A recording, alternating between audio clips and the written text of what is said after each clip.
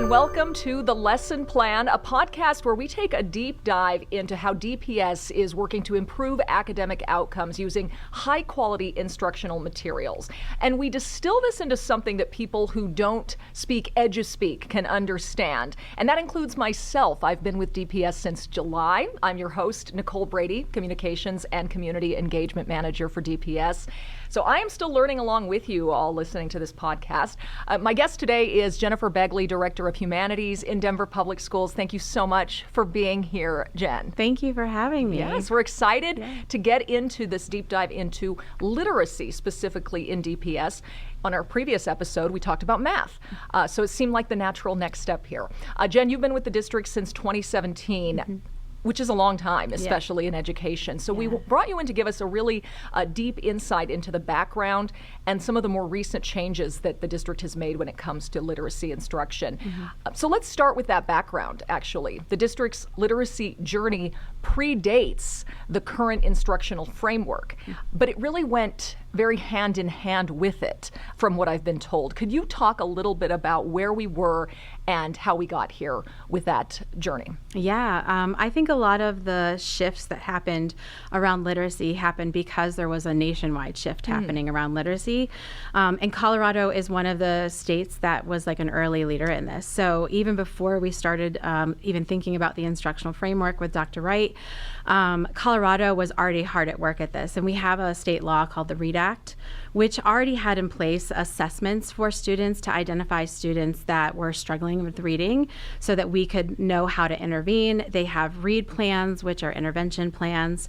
So that was already in place. And then this big nationwide shift to the science of reading instituted some more changes to the READ Act, which actually made a lot of shifts happen in DPS too. Yeah, let's talk about the science of reading. If you are a parent, you should know about this. This is how kids are now being taught to read in school. Yeah, it's a big shift. It's a body of research and evidence that has happened over the span of about 50 plus years. Wow. And it is a body of evidence from psychologists, cognitive scientists, linguists, educational researchers that are helping us to understand how the brain processes print and how kids learn to read and write based on that. And all of this evidence has been around for a while, but was a slow roll into actually making it into educational practice in classrooms. So we used to teach kids a totally different way in reading, and now we've shifted how we do that, moving from a balanced literacy approach to a structured literacy approach, in that like the work we're doing with kids, it requires explicit, systematic instruction. Very interesting. Could you give us just one example of the difference between balanced literacy, the before times, and what we might see now? Yeah. So foundational skills is a perfect example. We used to do a lot of what we called guided reading, where we would put a text in front of students in the early grades, and then we would have them read and then take a look at a word, like get to a word they didn't know, and they would say, take a guess, use the pictures. What might that word be? Yes. And what we know is that is absolutely the wrong thing for us to be doing with children. We actually want them to attend to the letters that are in the word. What do they know about what the sound that each one of those letters makes, and then blend those sounds to be able to decode the word. That is fascinating. And I think back to my own childhood, and yes, I absolutely was told to make it up based on the pictures. Yes. So how did the district start to scale this instruction? When you talk about what a monumental shift that was, how did you bring that to every school in DPS? Yeah, I mean, honestly, the shifts in the READ Act help with that too, because in addition to the assessments we were already doing, they required us to adopt a curriculum that was aligned to the evidence-based practices in the science of reading. And that kind of was our journey towards HQIM before we ever did that as a district. And we were required to do it for K through 3. So we set forth in doing that. And we really had to come up with a systematic plan, because we knew this wasn't something that was just about kinder through 3rd. This was a kindergarten through 12 shift that we needed to make. So we developed a strategic plan, and we were like, here are the factors that we want in place. We want to strengthen our culturally responsive Tier 1 instruction. We want to support our striving readers who are really working to decode text so they can access the grade level text that we're putting in front of students. And then we wanted to be able to use assessment to be able to drive continuous improvement for them. All of those things were really important. And we had the science of reading kind of to back us up, but we also had no justice, no peace resolution that was happening in DPS, which had us auditing all of our curriculum to make sure it was culturally responsive and sustaining. Our kids kids were seeing themselves in the text that we were putting in front of them. So it was kind of a journey around that. And we worked towards adoption for K-3, but before we could get to adoption for our other grade levels, we did a lot of work. My team does a lot of work on professional learning. So we were helping bring everybody along with us on this journey, building understanding around these evidence-based practices that we wanted to be true. Yeah. Is no justice, no peace, just to hit on that a little bit more, is that largely directed toward older grades, or is that for every grade in DPS? Every grade. Yep. It's important to see yourself, and I know that a big part of reading is not just getting through the words and the phonics, it's embracing the material. Yeah, it is. I think part of the science of reading is not just the decoding side of it. That's the word recognition part of it. We did a lot of work around building understanding around how language comprehension develops and the importance of knowledge building. And I think that's something that has been absent in previous curriculum that we had put in front of students. It was very focused on, for comprehension, individual skills. So like, can you read this random text and identify the main idea and pull details from it? But as readers, that's not what we do. I don't read a text to identify its main idea. I read a text to learn about something in the text. Yes. And that is another one of the big shifts that we're making, is like, how are we helping teachers to be able to plan their instruction based on the text? What do we want students to know and understand when they walk away from reading this about this topic, and helping them like analyze and dig deeper in the text? And yes, we use all those skills.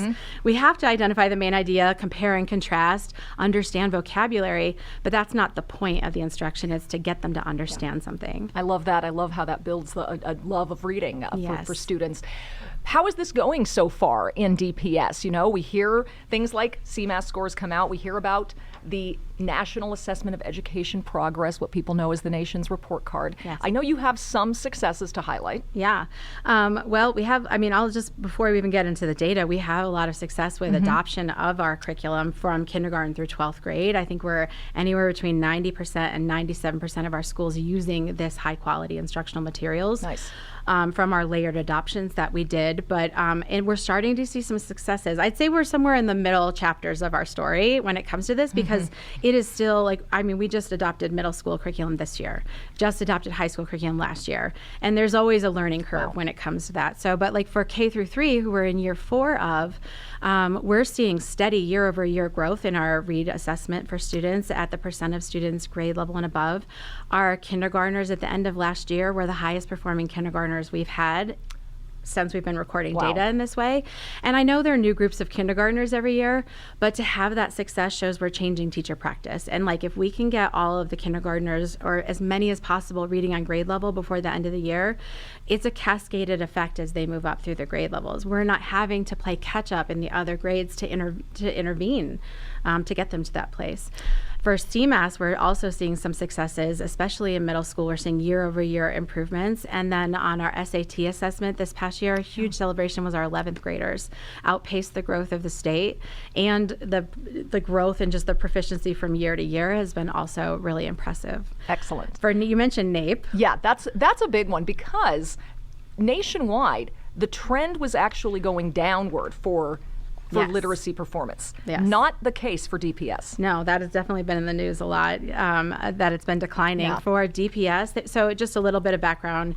For reading, we test 4th graders and 8th graders at select schools every few years is when they do the assessment.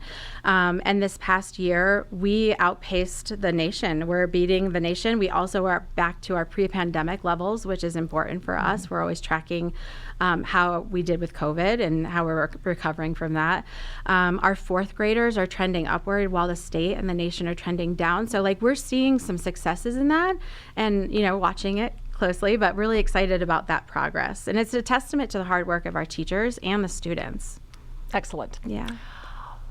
Want to shift gears a little bit here. 1 in 3 students in DPS identifies as a multilingual learner. And that includes many new-to-country students who had no exposure to the U.S. educational system before maybe last year or the year before.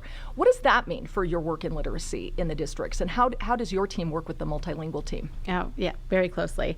We're lucky. DPS is wonderfully diverse. We have over 200 languages spoken by our students, which is just such an asset. Oh, wow. And like the collaboration between my team and the multilingual ed team is vital, especially with all the text and the language around what we do. Our team has really partnered in developing guidance for teachers and also instructional resources, lessons that they can use.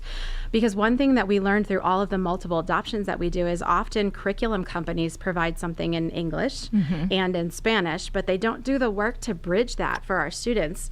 So interesting. Our goal is bilingualism and biliteracy, and we have to do something to help bridge that for the students. So that's where our team's collaboration has come in. We've created biliteracy lessons. I'm talking specifically about elementary, created biliteracy lessons that are bridging the concepts that they're learning about between languages, the vocabulary, the language, to help them say, okay, I can read about this in Spanish. I can take what I know about it in Spanish, and now I'm recognizing some cognates and some words that are the same between English and Spanish. They're helping them to bridge that between the two languages. Then they can read some text in English. And then we got that going between our teams and realized we still have a lot of our students that are learning in Spanish but are struggling with decoding in English because they're two very different languages. Right. Spanish is a much more transparent language, easier to learn to decode. And then once you decode, you can pretty much read anything. English loves to be complicated. I mean, we have vowels that have many different sounds and vowel patterns that are really challenging to learn, especially when it's not your first language. So we started creating some English foundational skills that could be used side by side when they're learning their Spanish foundational skills. These are the ones that are the same between the languages, and then here's where it departs and they're different. Wow. It is fascinating, and I love that DPS embraces that so much, because to see students learning two languages, I mean, still learning Spanish as a native Spanish speaker, for example, you're still learning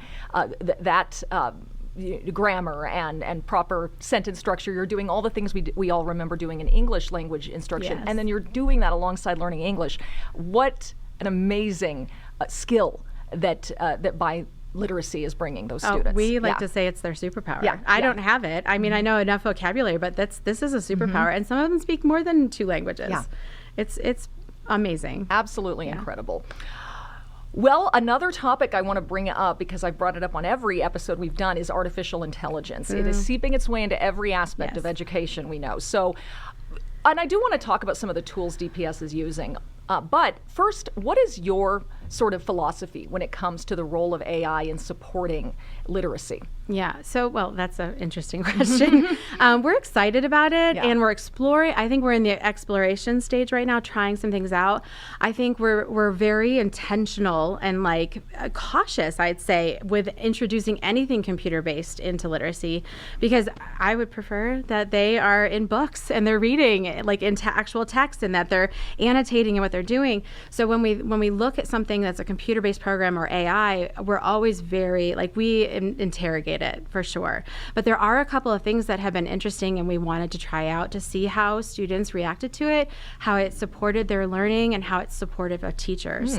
So I have 3 examples. Oh, great. So the first one is one that is actually supportive of teachers. It's our team developed chatbots using Magic School AI, which is a program that we use in our district that students can use and our teachers are using. And the chatbots are helping teachers to be able to write writing exemplars to help drive their instruction. And they also have our rubrics that are a part of it. So it also can give feedback on student writing.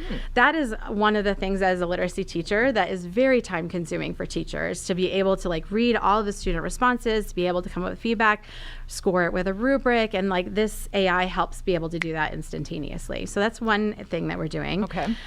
In K through 3, we also are using an AI program called Amira. Students listen, they have headset, and they can read the text that they're reading, so they're practicing their fluency, and AI is analyzing how they're reading, and it's identifying areas where it can insert a micro intervention, and that pauses, give them it gives immediate feedback, and this is available in English and Spanish. So we're trying that out in some of our focus schools this year. And then the last one we're doing in middle school, using our core curriculum, which is Amplify ELA, the students during the close reading, where they're digging into just a small important section of the text, and then the writing portion, the AI, which they call Mojo is asking the students questions about the text, and it's providing feedback on their responses. And then when the student needs some support, it gives them scaffolding. It sends them back into the text. Why don't you reread this section of the text? What are you noticing in this detail? And it's like doing what a teacher would do. So we call it an assistant teacher, because the teacher's still there and circulating and leaning in and supporting. What's beautiful is they're getting that immediate feedback and strengthening their answers, and they think they're just trying to beat AI, but they're improving how they're communicating what they know and understand about the text. And meanwhile, AI is feeding that information to the teacher real time on their tablet or their computer, so they know exactly which students to go over and support, because they can tell who's struggling on a question. And then it also analyzes the trends in the misconceptions and says, when they're off the program, here you go, teacher, here are the misconceptions that you can address in discussion with the students. So we're pretty excited about what we're seeing, and it's strengthening our Tier 1 instruction, which was one of our original goals. Yeah, no, it sounds like, back when you'd have a book open and it has a question for you, and you're supposed to write the answer. Now, if you didn't get that first question, it helps refine it a little. It prompts you. It's just amazing what AI can do in terms of just working with that student right there as a personal coach. Right, and I think in the past, if I was just writing an answer that the teacher had given me on a worksheet or even on a computer typing my response, if I wasn't sure if I did a good job of it or I was confused and needed help, I might sit there with my hand up waiting for the teacher to have the chance to come over and help me.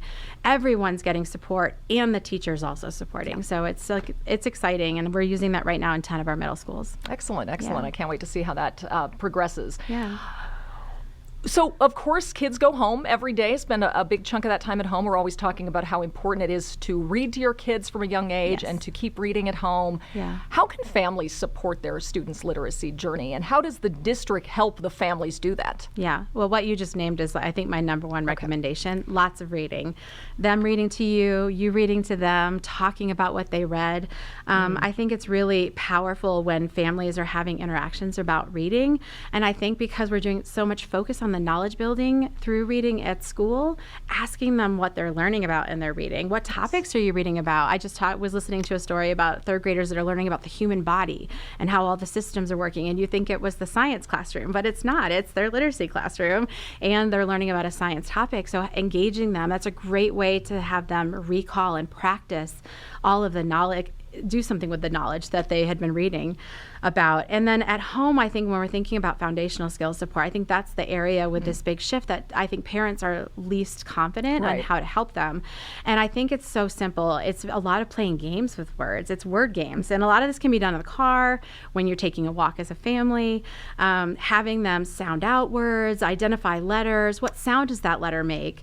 Blending words together, breaking words apart into different sounds. Those are all things that are going to be helpful and supportive. Oh, how fun. I mean, so when we play the alphabet game on road trips, that's learning. You're doing a great job. You're seeing the letters, and I love that. I love all those ways. And we're helping to support that a little bit. So like after our major buckets of assessments that we do with our kinder through third grade students, we're identifying skill trends. So is it for kindergarten, are they struggling still with some letter sounds? So we've been sending out parent letters via email that are like, here are things that you can do to support letter names and letter sounds. Here's what you can do to support decoding a word. And then giving them videos, both in English and Spanish, of a parent that's actually doing it with their child, so they can see, oh, I can see, it's not that hard. Here's exactly what I need to do. And they're quick. I mean, this is like 5 minutes at the dinner table while you're talking with your student, with your child. Yeah. That's great. A little bit of homework for the parents too, but fun and very, very useful. Well, this might be the hardest question for you to answer, Jen, but I want to know, I want a book recommendation here. So what was your favorite book as a child, or maybe one you taught, because you were actually an elementary teacher as well in the beginning of your career. So maybe you have a favorite book from back then, but we would love to hear a recommendation from you. Can I give two? I want one from each of those categories. Please, yes. So I was a fifth grade teacher for all the years that I was in the classroom. So I'm going to think back to when I was a fifth grade child, a student, and my favorite book was A Wrinkle in Time. Lovely Loved that book. book, I too. loved it. It was wonderful. It's like mystery and science and imagination. So love that. I read it many, many times. I've read it as an adult with my students too. But I think my favorite one as a teacher that I read with my fifth graders, especially I thought was super engaging for my fifth grade boys, who often were like, I can't find anything to read. I like their interests, they were struggling with it. So I did a lot of like reading the first chapter of books to get them engaged and hooked. And then I would be like, I don't know, does anyone want to read this book? And one of their favorite ones was a book called Artemis Fowl by Owen Colfer. Never read it, but I've heard of it. It's like it's adventure. It's a high tech. It's a fantasy. There's fairies and code breaking. There's a mix of everything in that book, and I love it. Even as an adult, love that book.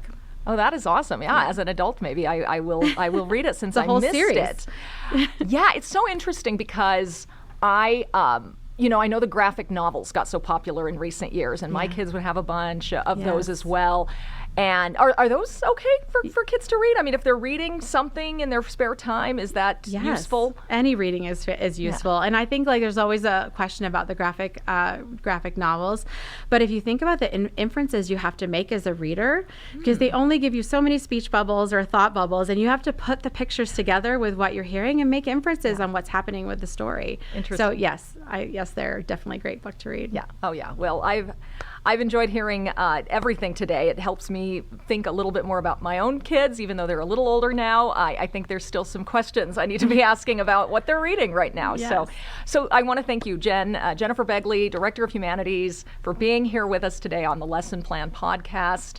And hopefully we'll be able to dive into some specific topics. I would do a whole show just on a book of the week. I mean, that Yes. You really got me interested there. But we're going to continue our discussion on academics and DPS in our next episode of the Lesson Plan. So look for that on your favorite podcasting platform or the DPS YouTube page. And thank you again for listening.